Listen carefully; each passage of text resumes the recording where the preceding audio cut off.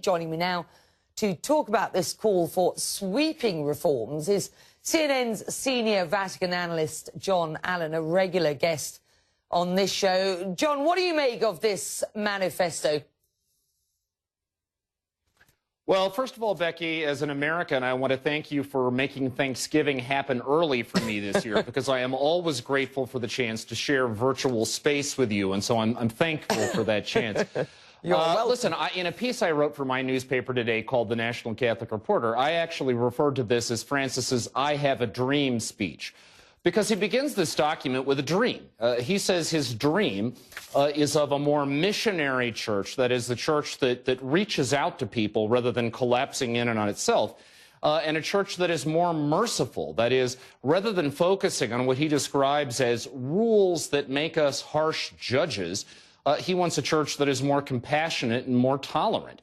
Now, as you've said, I mean, he has indicated that not everything is up for grabs on issues such as women priests and abortion. He has said that Catholic teaching is not going to change.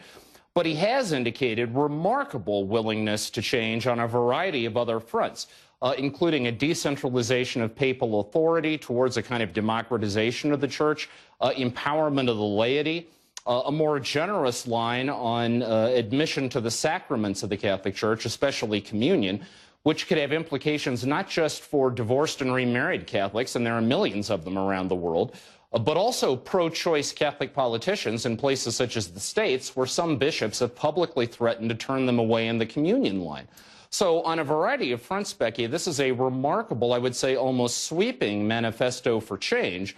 It's a fairly dramatic news day in the Vatican beat. And let's remind ourselves, lest we forget, that the world Catholic population is more than 1 billion, making up half of the world's Christian population. So this becomes an important story. Let's take a look, John, at one of the key quotes from the document. Pope Francis says, and I quote, "I prefer a church which is bruised, hurting and dirty, because it's been out on the streets, rather than a church which is unhealthy from being confined and from clinging to its own security."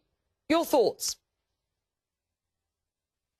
Well, that's a section of the document where Francis is actually quoting a line that he repeated over and over again when he was the Archbishop of Buenos Aires in Argentina, which boils down to that he wants the church to be out on the streets. He said repeatedly that a church that spends too much time in the sacristy, that is, inside its own space, breathing the same stale air, gets sick. And, you know, that can sound like rhetoric, Becky, but after Francis was elected, I went down to Buenos Aires and spent a month there reporting on the backstory of who Jorge Mario Bergoglio was. And one of the things you discover is that as an archbishop, as a churchman, this is not a guy who spent a lot of time behind a desk. He went out into what the Argentines call the vicious miserias, the villas of miseries, that is, the slums that surround Buenos Aires, spent most of his time interacting with ordinary people and listening to their stories over and over again. I would meet people who would say, poor people, ordinary people, who would say that Bergoglio had been with them when they lost a child, or had baptized their kids, or had sat in their living room when their husband died, that's where he felt the church came alive. And I think that's the spirit that permeates the document that we saw from him today. Let's try another one then. In reference to some traditional practices, he says, and I quote, "Some of these customs may be beautiful, but they no longer serve as means of communicating the gospel.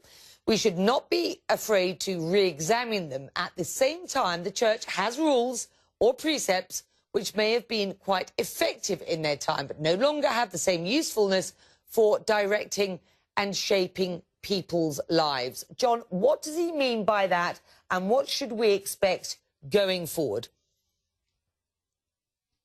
Well, I think fundamentally he is calling for Catholics to shift away from a kind of fussy obsession with the fine points of certain aspects of church life. For example, the fine points of how you worship in the church, what we call liturgy, you know, exactly what vestments the priest ought to wear, precisely how certain gestures ought to be executed. I mean, as important as those things once were for creating culture in the church, I think he's saying that we have to keep our eyes on the prize, the big picture. And as he sees it, The big picture is a church that is relevant to ordinary people in the early 21st century, which in a particular way, as you indicated at the top of this segment, means a church that is concerned with the poor.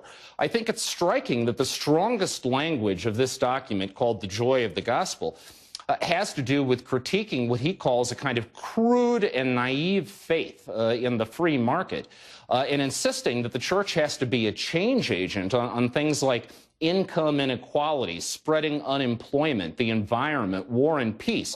That those are the issues that make a critical difference in the lives of people, and that's where he wants the church to be.